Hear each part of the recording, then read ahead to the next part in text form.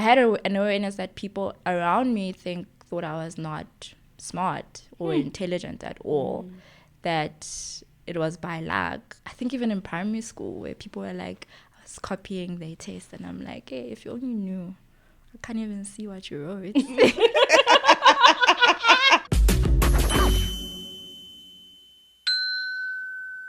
Hello, and welcome to yet another episode of the Conversation Capital. Bonga, Buddha, hey girl. Hey. How are you doing? I'm good, how are you? I am also, ever since somebody said, I like how Ishla says, hey girl. Now I'm like, hey girl. I'm trying to say it to the best of my ability now. So, given I don't believe that you're mic'd up, but are we sounding good back there?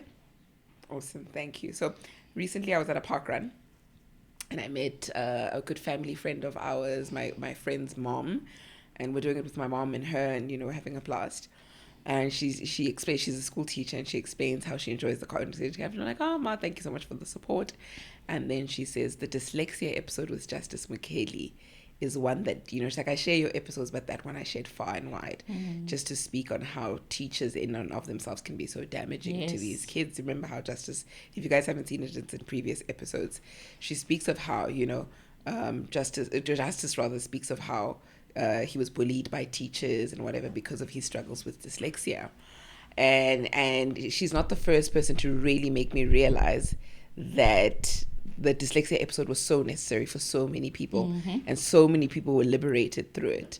However, the Justice's story, although common, can come out very differently. Yeah. Right? It's not necessarily that every individual with dyslexia ends up going the artistic route, ends up not going an academic route, and so I think before we jump into it, as head producer, Bong, I know you've done a bit of research on the topic, and if you could just elaborate and tell us what exactly is dyslexia. Okay, so according to the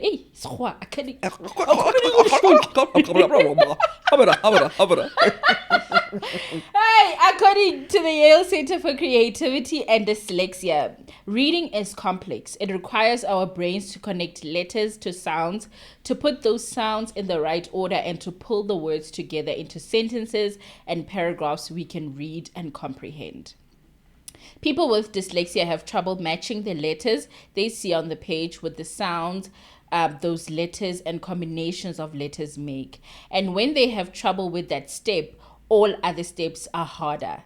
Dyslexic children and adults struggle to read fluently, spell words correctly, and learn a second language, among other challenges. But these difficulties have no connection with their overall intelligence. In fact, dyslexia is an unexpected difficulty in reading in an individual who has the intelligence to be a much better reader. While people with dyslexia are slow readers, they often, paradoxically, are very fast and creative thinkers with strong reasoning abilities. Scientific research shows differences in brain connectivity between dyslexic and typical reading children, providing a neurological basis for why reading fluently is a struggle for those with dyslexia. Dyslexia can't be cured, it is lifelong, but with the right supports, dyslexic individuals can become highly successful students and adults. Siyabonga, Wits graduate. So we brought in an individual that has a different story, who went the academic route all the way to masters with dyslexia. Kosi, hi, how are you? Hi Ursula, hi Bonga, hi Kevin. Have you been feeling awkwardly like you need to stay silent until I introduce you? Yeah, I was like a little ant. I also thought to myself, I should have introduced him before Bonga started reading. I had a moment. Sorry about that. Hi, Kosi. So, Kosi, we were very intrigued by your story, and we want to get into it. Firstly, let's just start off with, who is Kosi? What do you do? What did you get a master's in? Where did you get the master's? If you could just tell us just briefly right now before we backtrack to your journey all the way to there. All right, so I am Kosi. I'm currently working as a senior data scientist. I actually did my, I'm also a Wits grad. So I did a Bachelor of Science in Geology and Geography, and I went forward with the geography My intent was to become an environmental manager, but that sort of changed when I interned during my master's. I did my master's in environmental studies and geography and environmental studies, and I focused on human health risk analysis, so an air pollution study. That's what I did. And in that, through my journey through my master's, I sort of figured out that I had an aptitude for learning software and an aptitude for coding. So during the master's, I decided to do a data science. It was the first time they were doing it. Explore Data Science Academy, a data science course. It was like a 1-year internship in Cape Town.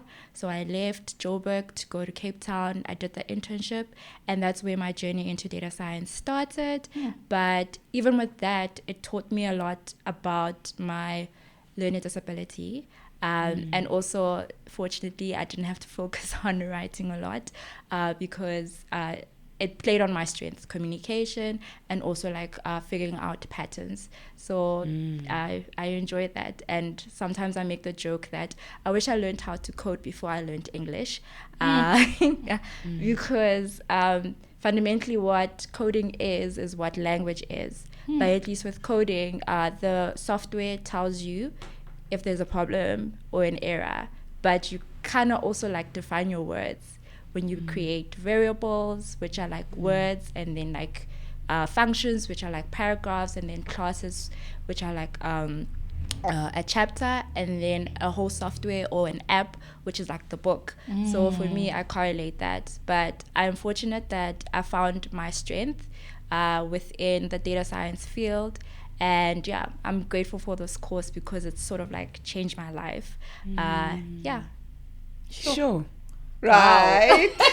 Right. I'm so intrigued by how she's like, because he's saying, I wish I did coding before I did English, and she's translating coding into language. Into a language. Which it is. You speak to a computer. Yeah. Yes, That is so it is a language that you learn. Okay. And then let's start off with you, grade 0. You're going to school. You're learning how to write Kosi. You're learning how to write My Name Is. And at which point do you figure out that, man, so there was like this reading Olympics or speed reading competition in grade 1. I was one of those kids, teacher's pet, wanted to always be chosen for whatever, but I didn't get chosen. I was sitting, there was a projector, and then they would like put like, you know, the old school things, the slides on, and I was sitting there, and like it was a group of us, and we were looking at this projector, and then it was like sort of like a teleprompter or sing song. Yeah, I did struggle with that as well. So everyone is reading, and I'm like reading slower than everyone else. Okay, cool. I was like, it's not a big deal. English is not your forte. And then my grade 1 teacher then sort of like isolated me, and then like, you know how teachers work sometimes. It's like when you're not doing good at something, like I wasn't doing great in reading, so she isolated me, and then like I sat there, and then we were reading Mo and the Elephant, or is it Elephant and the Mo, Asaz? But it's a book in grade 1, and I would constantly say Om. So that was my first memory. So Om instead of Mo. So I swapped the 2 letters around. But Elephant I would read, and as I grew up, I realized that Mo, Elephant I could read because I could associate it with a picture, because they say we are visual conceptual learners. So words that are empty, like pan is okay. I can't visualize. It's just an empty word. Is an empty word, but elephant is telling me there's one elephant. The elephants telling me it's like a biogram. So in data science, there's natural language processing, where is how the computer sort of like reads language, and it actually reads it in ones and twos. So like if you have a bunch of words in a paragraph, just breaks it down in tokens, and then in there you can also do biograms, which is basically combining words together. So they call them stop words, but like the common words like is, it, those words alone don't mean anything, but associated with something means something. So I'm a visual conceptual learner. So even with elephant, I could read it, it's EL. I don't have to read the rest of the sentence. It's like, it's done. But yeah, I went through school. Compared to my brother, I wasn't doing well in terms of English. So I knew it wasn't my strength. In grade 3, my teacher spoke to my mom and said, hey, your child needs help. I saw some type of specialist. I don't know who the specialist was. I don't have any records of it. But when I asked my mom later in life, and like, oh, okay, I remember doing this. And I was like, oh, okay, why? And it's like, no, like your teacher said that you have an issue. So like you went through this. At that time, I was just excited because like, and in my school, kids that had issues or whatever that would see specialists, they'd come back with like a sweet, like one period, and then come back with a sweetie in their hand. So I thought I was special. I was special in the other way. So my mom said that we can all laugh. Honestly, these two, Given and Bonga, can never behave themselves. She allowed me to finally be free and laugh. I'm especially in the other. Kusi, please go on. Thank you. I'll just go on, like leave Bonga and Gift to just laugh at my joke. But yeah, so when I asked my mom about, okay, cool, why was I doing that? She's like, oh no, the lady was like, what was this? People like you are lazy, and they wouldn't do strong academically. They wouldn't be strong academically, and she should focus me in things like art, music, and stuff like that. And I was fortunate enough that my mom in grade 4, she enrolled me for music, so I did music. And yeah, I loved art, so I was like a painter and drawer at home. My parents supported that hobby. It wasn't like a dream of mine, but that hobby of mine. So I had like an outlet. But I was strong mathematically throughout school. That was like my one thing that I knew that if I get 0 in everything else, maths at least things I pass.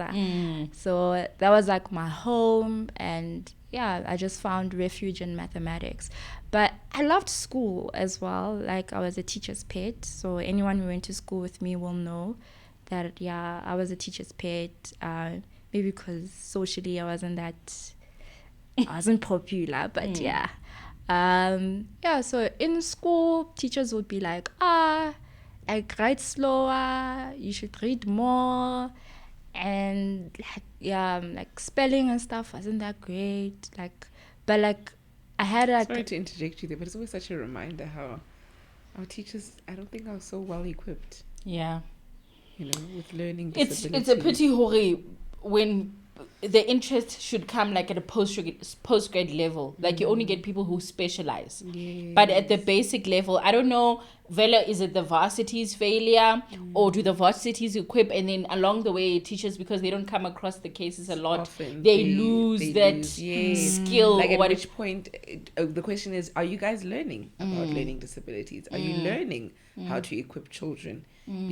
Outside of go see a specialist, a teacher in class, identifying something and then being able to equip the student and the mom to say, okay, from here, this is the process to follow.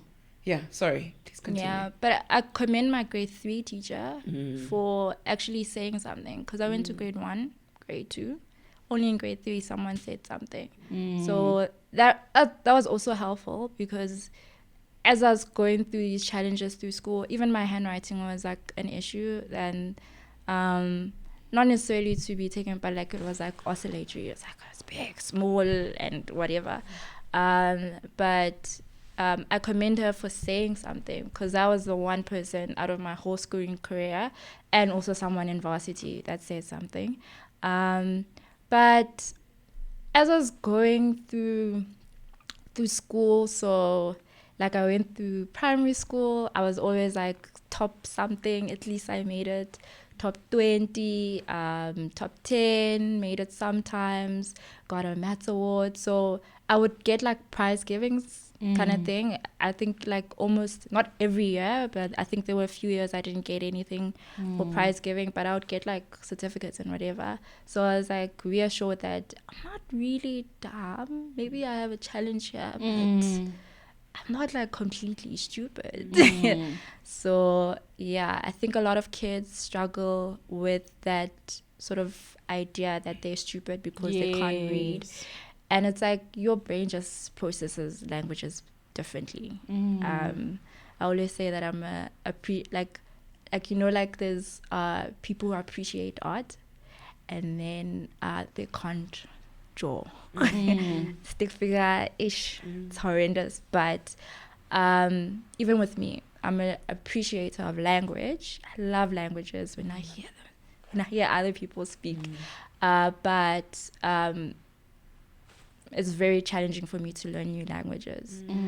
So yeah, like I think my cousin, like I grew up in a household where I always say I'm a Vezotswa, Venda, Zulu, and Tswana. So mother tongue Tswana, my grandmother's mom, my mom's mom is Tswana. So my cousins, all of them, they can write Setswana, they can write Venda, like with no hesitation and whatever. For me, it's like, I Google it. Like I wrote like a WhatsApp status once in Trivenda and I Googled every single word. But like, yeah, on the internet, like the full Venda language is not there, but I could get like the gist of what I wanted to say from the internet. So that's how that's also with English, that's how I sort of like cope. It's like, okay, cool, what do you want to say? Cool. But like with ChatGPT nowadays, it's not that difficult. I even tell ChatGPT, say this better. Yeah. That's all I tell ChatGPT, say it better. Say it better. Like, I don't think we need to stress. Like, our jobs now is just to think creatively. Like, even in my job, like, what's this? Okay, ChatGPT is not that great yet, but it's like to utilize it as a tool. It takes you, if you took 10 minutes to get from point A to B, it will take you 1 minute with ChatGPT kind of thing. So it's a partner in our life. But yeah, like primary school, like I was quite aware languages were my lowest out of all my marks kind of thing. Quite aware that I have a problem here, but didn't know what it was. Listened to Oprah. Yeah, I think all of us, Oprah sort of diagnosed us with something.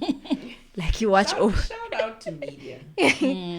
Shout out to alternative sources of information such as podcasts and things like Oprah and the next Oprahs, the TCCs of the world. But shout out to things like that, because a lot of people, somebody even compared us to, I think it was Mozwako in one of where like people are getting information. I'm really not giving us just a shout out. I'm saying everybody that's intentionally trying to put useful information out there that's accessible. Shout out to things like that, because you speak of that Oprah episode where they're speaking of dyslexia and you're like, maybe getting that. So she didn't get into that here. Yes. She got it with us. So yeah, maybe start your watching Oprah. Yeah, so I was watching Oprah and yeah, they were speaking about dyslexia and like they were speaking about things jumping off the page. I was like, things are not jumping off, but I know like, yeah, sometimes all the letters are there, but the sequence is not it. I always say now, like for me, spelling is like gambling. I don't know what's gonna come out, but it's gonna come out. You spell difficult today, but tomorrow you might not be able to spell difficult. Yeah. Like I think I had a status once where it's like today I was so tired. I was working, and I was so tired. I'm like, today I can't spell. Like, so if you ask me to spell anything, I can't. Don't ask me to scribe. Don't do anything. Yeah. So I have those days like when I'm really tired, and also it's like learning how to manage sleep, because I know that if I'm tired, it's gonna be a tough day in languages.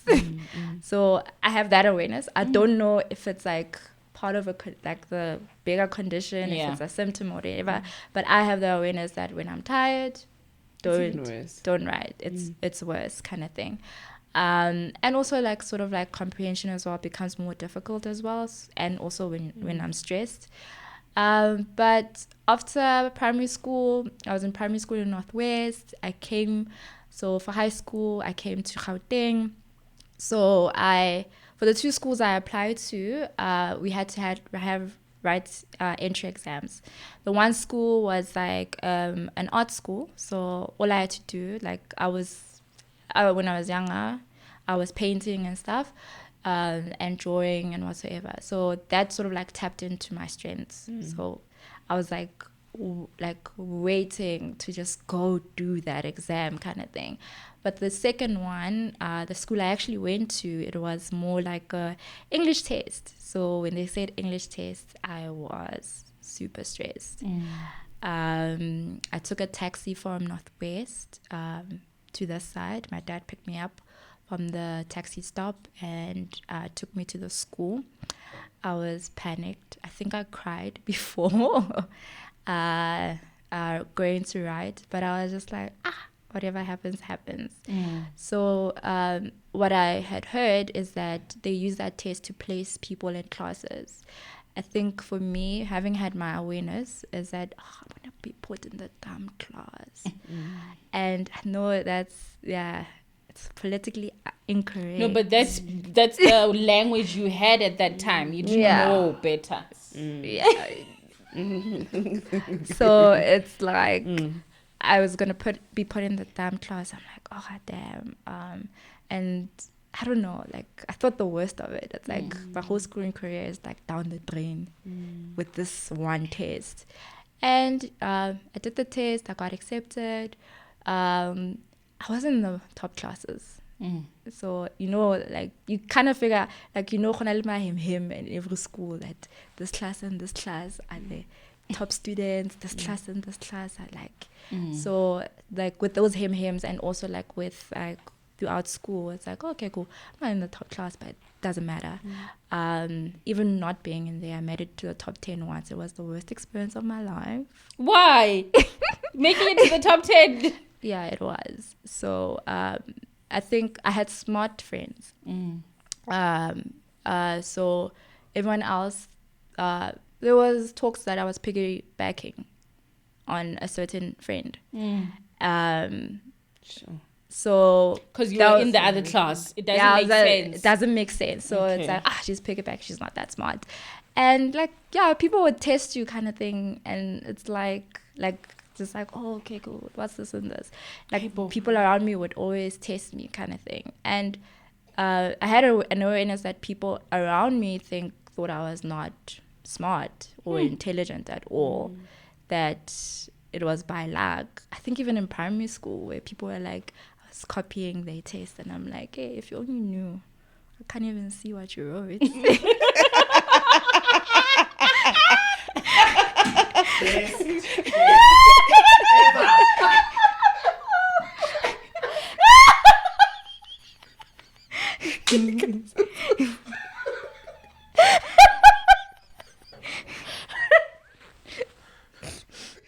Can we all blast out?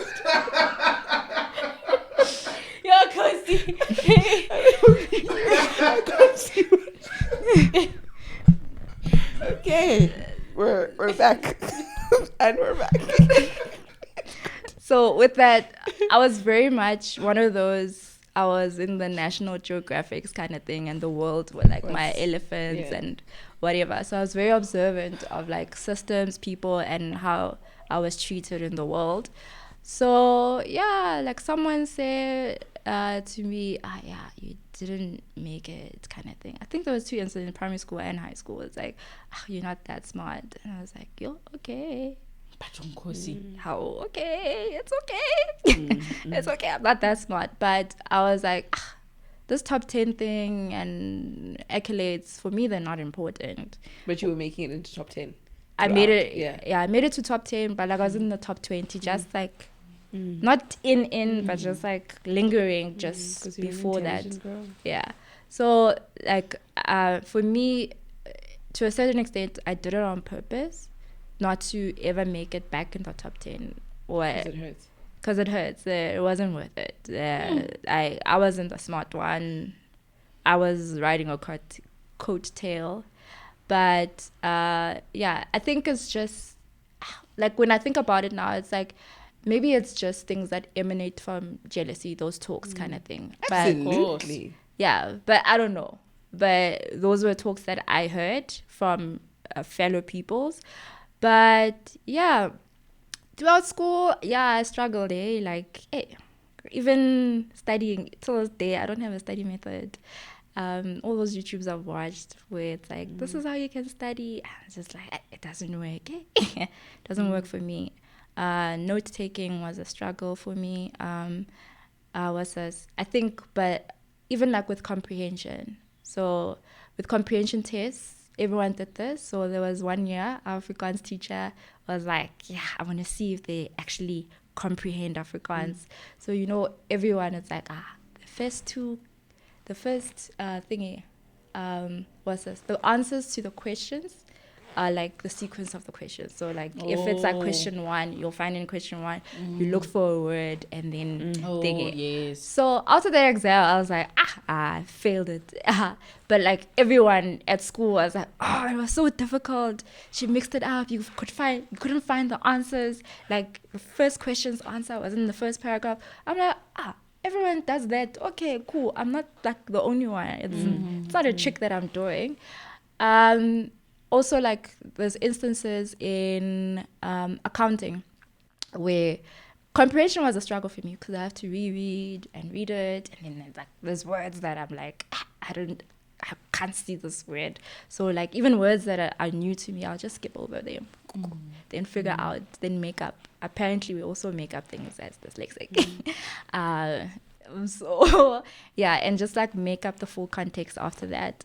So we did EMS, so it was business and accounting. So at our school, I don't know if they did it at all schools, but at our school we had like time where we just did accounting. So we did journal entries and whatever. So I really did well, like in that subject. I got like 80s and stuff, like. But I understood, I wasn't comprehending the text. I was using tricks. And my tricks were literally, I knew, what's this? Debit and a number near each other. That's the high likelihood that this number needs to go into the debit. So it was like patterns. So for me, I was like, it's okay. 80%. And also, like, people struggle with accounting grades. So I'm like, it's okay. I'm not going to do accounting. It's comprehension kind of thing. I think also what's this? Word sums in maths. And then there's in physics also. It's word sums. Physics is word sums. Yes. Yeah. So it's like a story. But like with physics, it's things around you. Yes. Like I did better in things that I could see. It's like, I could test velocity. I can test acceleration. I can test the theories when I look at things around me. So it was just easier to comprehend. And also, they weren't trying to trick us. Whereas in accounting, I felt that maybe one day they will just like one pager, and now there's a lot of numbers, and then they like put this one trick, and then because of that, my full journal entry won't be like correct kind of thing. So I was just like, not doing accounting. So I chose visual arts. We didn't do a lot of art history. We did art history, but it was like interesting facts, so general knowledge kind of thing. Apparently also dyslexics are good at knowing random facts like ADHD people. So the neurodivergent guys, yeah. So if they're spitting facts to you that you don't care, just listen. Be patient. You're gonna learn something. But yeah, so I did visual arts. I did maths. Maths was like my home subject. I did geography as well. For me, geography was map work most of the time. I don't know. Like all the other things, the paper 1 geography came once in a while. But it was like literally map work. So you can imagine it's practical. We are doing calculations. You sort of like those contour lines. You sort of like creating a 3D image of like the map. So it's like that was home. Art was painting, like painting perspective on a piece of paper kind of thing. Physics was also like the maths literacy. Maybe it's the maths literacy of maths. Okay. So it came together. So, but like it was based on things that you can see around you kind of thing. Geography as well, the other element. I think I enjoyed human geography because it was like topics around general knowledge, topics that you know. And then there was also like geomorphology, which also relates to what I studied. Was this atmospheric sciences? I don't know what it was called, but like, yeah. Through school, yeah, I had my challenges. Like, I remember like in English, having to read and making boo-boos while reading. So like, yeah, like being stuck on a word kind of thing, the unprepared reading. I was a prefect at school. So there was one time, prefects were reading Bibles and praying and whatever. It was never my desire. My English teacher, my Afrikaans teacher nominated me once. And yeah, it was Psalms 24, the popular, is it 24? The popular one. 23, yeah. Yeah. I made a boo-boo. Like it was like an assembly and whatever. So I knew, like for me, I've got two personality, an anxious personality and also like relaxed. Yeah, very relaxed one. So it's like we'll just see.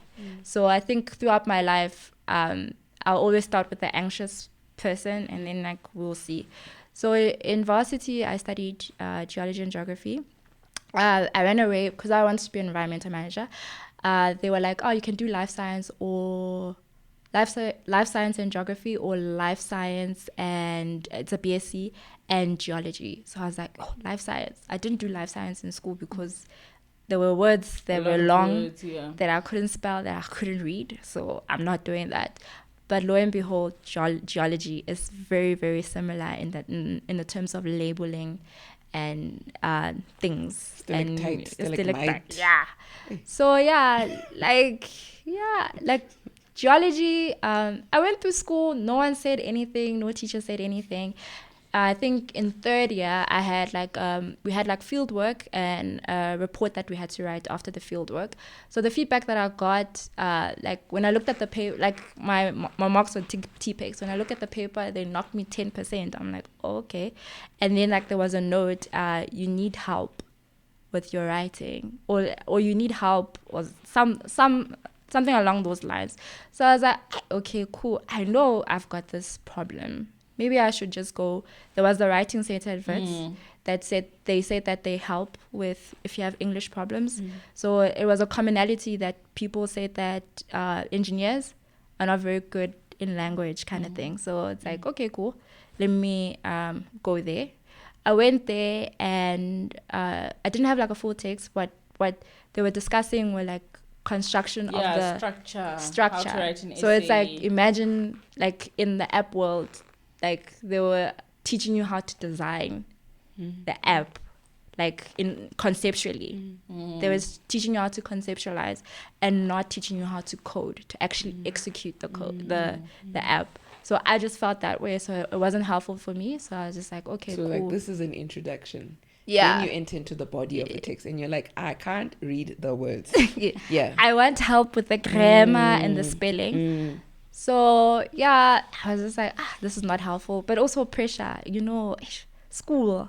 So that was hectic. But even amongst that, like I still participated like in student governance, like throughout the school. That's where I met Bonga.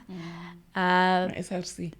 Yeah. Yes, but they'll call us out. SRC. They really subcommittee. Okay. Before they come out and they say, sorry. We went SRC. But yeah, that's where I met Bonga. So you guys were top 20, not top 10 as well there. No. Am I funny? Am I funny to you, Given? Because you like laughing at inappropriate jokes. So if I'm funny to Given, then I'm kidding. No. Yeah. So what's this? I finished my undergrad degree. I went into honors, and then in honors I was doing geographic information systems as a module, and one of the lecturers, we wrote like something. So every time I'm reading, if I can't, I'm not gonna spend time trying to figure out what this word means, I just like move on to the next word, and then we'll figure out. Let's get like the context kind of thing. So yeah, so the teacher, the lecturer, like I had written an essay on remote sensing, and like there was a lot of essay writing in my degree, so I was not expecting it. So it's important to know how to read and write, right? But we're not all strong at being dyslexic. Doesn't mean I can't read, I can't write. It's just that I've got difficulties, and difficulties that I can get assistance with.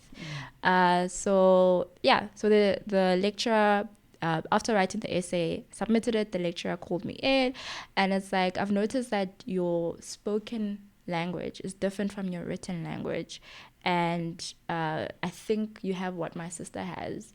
And she's like, do you have dyslexia? And I'm like, yeah, I've like had like an awareness that I have, but I've never been diagnosed. And I think I started crying, because like it was also shameful, because I've had experiences in my life where I was ashamed that I couldn't read. I thought I was illiterate, like that's why I can't read, I can't write.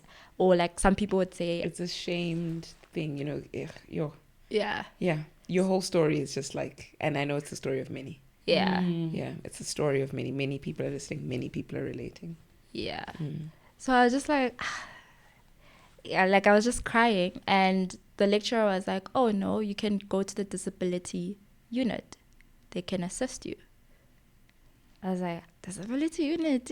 Isn't it like for physical disabilities, like if you're blind, on a wheelchair, or things like that, like not learning disabilities? And I think I didn't have an understanding of the full scope of learning disabilities. Would say people have OCD, it's like, haha, it's a joke, or you have ADHD, you're hyperactive, it was a joke. But like those are actually serious mental health and learning conditions. So so I went there. So the guy gave me a software. I also like, time was just not on my side. I think it was like that second block of the year, or the third block, I'm not too sure. But he gave me a software, Read and Write Gold, which is meant to assist people with dyslexia with note taking and stuff. So it's like an advanced Adobe kind of situation. And also writing. I think you can like pop in your word and then write in there, and then it will help you with like grammar and whatsoever. I used that, and I think in my honors the Grammarly was popping up as ads on YouTube. So I subscribed to Grammarly. For my final paper I subscribed to Premium. I used Premium throughout my masters. I read a lot more than I wrote. I think I read almost 100 papers. How many papers must I read in masters? Around 100, girl. Okay. That's the right number. That's the right number. So I just like read and read. But also for me, I knew that I don't necessarily have a style of writing, so I'd copy from the language, and also copying from the body of literature. I thought maybe it'll make it easier for whoever is examining me to not criticize me on my language. So I wrote my master's. I used Grammarly. But I did my master's over 4 years actually. I was doing internships, kind of like avoiding it, but like you finish what you started. So I had to finish what I started. But like I was riddled with anxiety. I had like mental health issues also because of it. I was riddled with anxiety. I remember in honors I was like, the only way I'll do a master's if I have a ghostwriter. But I did it. But even in, like I was doing it as if I didn't have dyslexia. Sure. Even if I had that moment with my lecturer and that Read and Write Go, but I was also like, it's like these softwares. I'm in a rush. These softwares, I need to learn it and whatever. But I think throughout varsity, I also like experimented with different softwares. So like that accessibility tools within Microsoft. Yes. Like reading for you and whatever. I experimented with those. So to read for me in some texts, and open dyslexia as well. So I experimented with that. But with my master's, I submitted it, and I had to be reviewed. So it was like two different feedbacks. It was like, oh, this is a great paper, blah, blah, blah.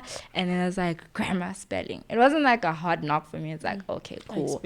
I expected that. I didn't take it to a proofreader. So, and also there's different levels of proofreading. It's not your friend that's reading it or your grandmother and whatever. They're not necessarily trained to actually understand like different issues or identify. Like from the basic level, like in high school, they were like, read the newspaper and identify grammar errors or spelling errors. From a basic level, they can do that. But with other issues, they won't be able to do that. But I took it to a proofreader. The proofreader's feedback was like, oh, you're a great writer. I'm just like, but like, the feedback said. And also my supervisor would be like, oh, and like I would tell her, it's like, oh, no, I'm dyslexic. And so she'd be like, I don't see it, but like you're a great writer. I'm just like, that's so amazing.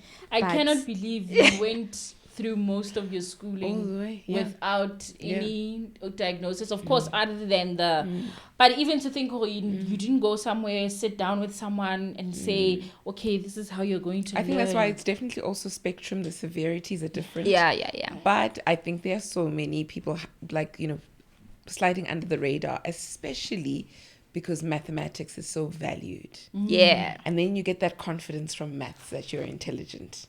Right? And everywhere else you're lacking, and you think, you can play it off as a disinterest or something. But because we come from this era that values mathematics so much, so if you're dyslexic and good at mathematics, you can really float under the radar for a long time. Find yourself dyslexic and not so great at math, then now you're easily identifiable as somebody who is not a strong candidate or an academic candidate.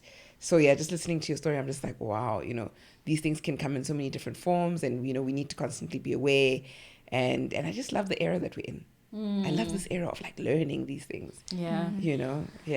Yeah. So we haven't interjected her much. You've really just shared your story.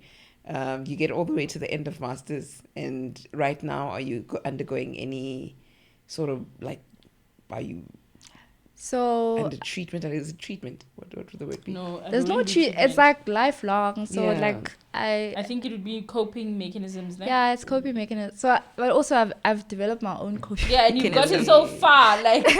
So it's like, but I think Bonga was like I would share on WhatsApp that I'm dyslexic kind of thing without having a diagnosis, because like I'm aware that I've got this problem. It's like, why do I need? And also in high school, I was like, the teachers are not saying anything. They're not pulling me out. And one of the teachers, I told her, I think I've got dyslexia. And she's like, oh, you can go to educational psychologist. And I'm just like, we're gonna spend money for them to tell me that I have a problem, and and then what? So I was just like, whatever.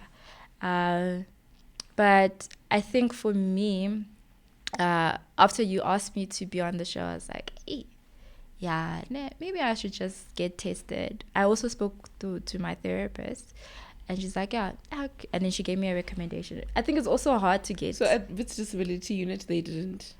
No, they didn't do a test. Okay. Yeah, I just went there for the software kind of thing. Okay. Yeah, they just gave me the software. Maybe they do tests, I don't know. Okay. But I was also not interested in doing laborious things. Yeah.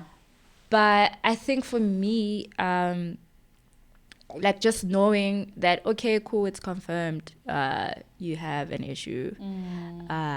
It just makes sense kind of thing. And I think throughout my schooling career, I just felt that I wasn't living up to my potential kind of thing. Do you think knowing earlier, having a diagnosis earlier could have helped you? I think it could, definitely. I think even parents,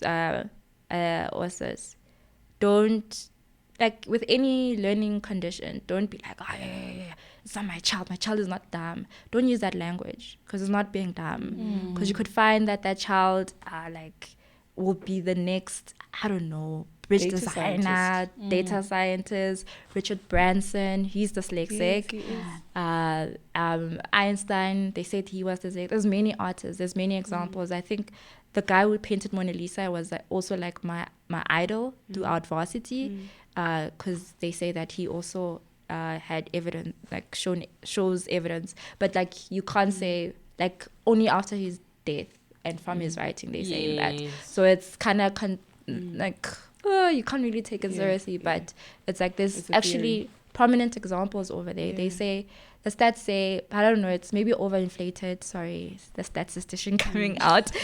Maybe it's overinflated, but they say like in America about 30% of entrepreneurs, in the UK 20% of entrepreneurs are dyslexic. I don't think there's overinflation there. I think fundamentally we're missing something. We were taught that this is the only way. Yeah. Reading and writing is the only way, and if you can't, you're not intelligent. And you know, life is going, and we're actually learning. Oh, that's not true. You know, that's And not I can true. imagine how many people will lose along the way. Yes. Yeah. Because no Yes. one guided them. No to one say guided this is them or probably, continued to yeah. support them. And like I keep referring to this math thing because I know what it is for maths to be your lifeline, Yeah. for your confidence to come from something. Yeah. You know, there's a bit of a lifeline that usually for me, what I've noticed with people with learning disabilities that make it. Yeah. You being an example, there was always some kind of lifeline. Either they were very good speakers, Yeah. they were very good storytellers, they were very good painters, you know, but you find those that are actually just average in everything else. Yeah. And if they could read and write, they would have just been an average individual. Yeah. But without the ability to read and write, now they became Yeah. Those are the void. ones we That- you use. know, They and those are actu- the examples that we use. There's actually a stat about in America in prison, like about 30 or some ridiculous number. It was like a high number of prisoners are dyslexic. So even with that example. So yeah, like I share freely that I'm dyslexic on my WhatsApp status, and a lot of people throughout my life is like, I write slower. I'm just like, hey guys. Right slower is rude. Write slower. It's actually like, rude. Just It's look at actually your rude. words. It's like, when I wrote it, I thought I had wrote perspective, but it's actually perception. Yeah. So yeah, so don't be too hard on me. But like I will make sure I use Grammarly throughout my career. Like Grammarly is And autocorrect has helped. autocorrect Has helps. helped really bridge the gap, yeah. Yeah, but the integration of AI, large language models and transformative models kind of thing that predict the next word, even Google and whatever, Yes. a game changer for me kind of thing. They're a game changer for dyslexics. But people in general, I think language is not, like we're all not great at language True. to a certain standard. But I think for me, it's I've operated with two personalities, the anxious part and the like, Sizobona Phambili. And I think the Sizobona Phambili has gotten me this far. And I use it every single day. Like in my job, there's no manual for everything kind of thing. We kind of like, Sizobona Pambi. yeah, they say coders, there's always a word for a coder, just pickups, like they just copy paste kind of thing. But it's not about copy pasting only. It's like you solving maths problems and putting puzzles together. So I think that attitude has helped me get this far in my career, and it'll help me propel further. Even with languages, I was working on a team. What's this? For a multinational company. I was the only one in my team who was based in South Africa, manager in Chile, the other manager in the UK. And I was working on a project, a Chile project, and they were working in Spanish. So I'd Chile always... is a country. It's kind of like a Chile scene. As a Chile. Yeah. So even with that, I would do everything. I would do like the analysis and stuff in English. They would my manager and my colleague were is it Spanish? Yeah, it's Spanish. Yeah, so they're Spanish speaking. So they will translate. Spanish is their first language. So in their business context, they operate in Spanish. So they will translate everything in Spanish. So even when they shared slides, I was like, it's in Spanish. I was like, okay, cool. So I found this thing on Teams, right? Where you can present. So I started my own meeting. So you can present in meetings a slide that's in a different language and Teams would translate it. So I wasn't like, it's a barrier. It's like, cool. Because nothing is a barrier with the internet now. I always wonder how like our parents went through school. Oh. You know, that's all I ever think about. All these great things that we're coming across and we're learning about now. The previous generation. How many greats, you know, didn't manage to establish themselves as greats. Yeah. Because of the lack of knowledge, the lack of tools, the lack of facilities, the lack of AI, the lack of, you know. So there is a huge hesitation towards AI, but I don't see it that way. I think there's great liberation that can come with it. It's your partner, your screwdriver. Like, did we cry when they invented the screwdriver? Or did the mechanics cry? But it was aiding and speeding up. And speeding up their process. So I think in my life, it's like, I think for any dyslexic kid out there, it's, guys, you like find, like, I'm on a discovery process right now. So I've contacted this one guy who's based in the UK who helps with like productivity management for dyslexics. And I'm just like, I'm fascinated. Like everything that he, like in our, you know, like they have like those initial calls. I was like, yo, those are all the things I struggled with. And I'm like, and it's also just for me, like nothing else. Like I'm no longer in the schooling system. And even if I want to go back to school, everything I'm doing right now is not to prove a point to anyone. It's just for me, like to live up to my full potential wherever I want to go. So yeah, sure. Because you think in the workplace, do you ever feel the necessity to disclose? I know I disclose. I disclose it in jokes. So yeah. So like we were doing check-ins. So in the industry I'm in, they do check-ins in the beginning of the meeting. I don't know if it's in any other industry, but like at the beginning of the meeting, you check in. So like you would tell them how you are generally, kind of thing, you're feeling good or whatever, or like give feedback, like tell them about like your family and whatsoever. So there were 9 pictures, so I think we were 9 in the team, so we had to identify one picture that explains how we feel in the moment. So I spoke about, I wrote on my WhatsApp status that today I can't spell. So on that day, I chose a picture that, like, it was like a upside down smiley face. Upside down kangaroo, like smiley face, but like with like a very strong grin. And I was like, yeah, today I can't spell.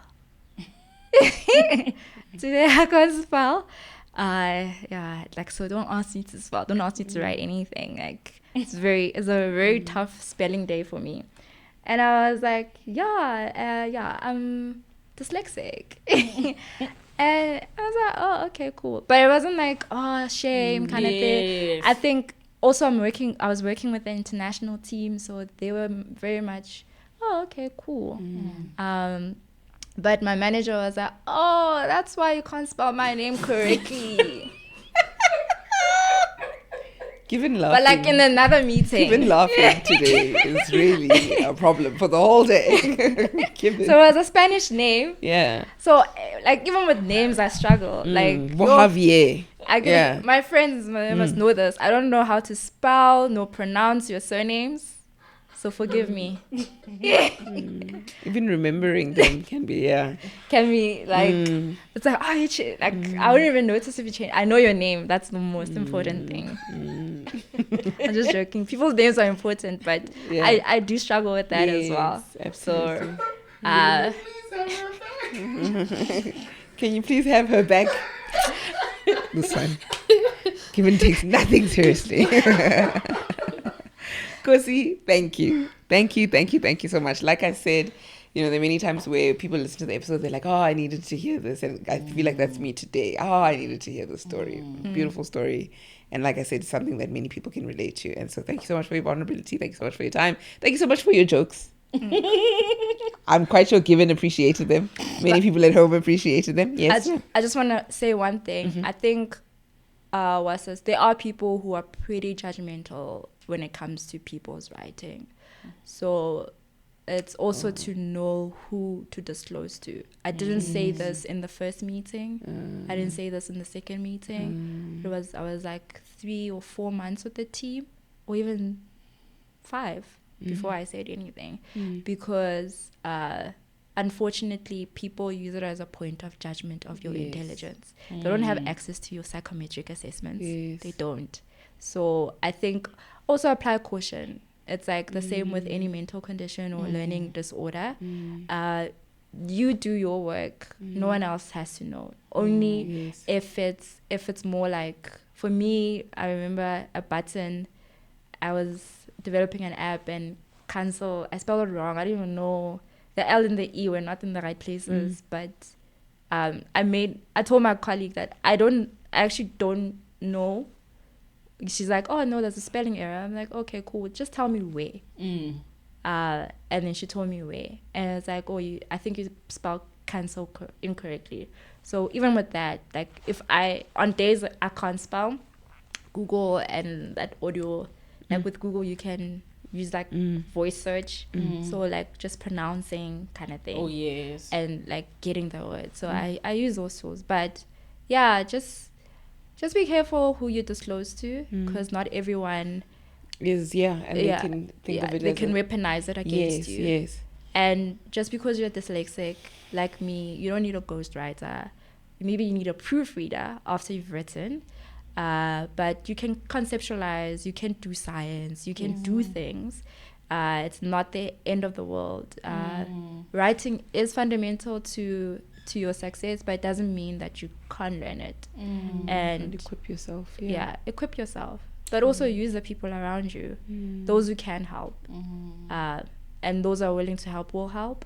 But yeah, just be careful. And even if a person is like, oh, you're so dumb for that, remember, like, there was a meeting and one guy, it was like a topic about AI.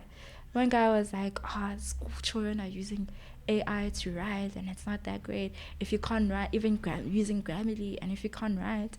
And I felt some type of way because I use Grammarly, but it's also understanding and having sympathy for the other person for not knowing.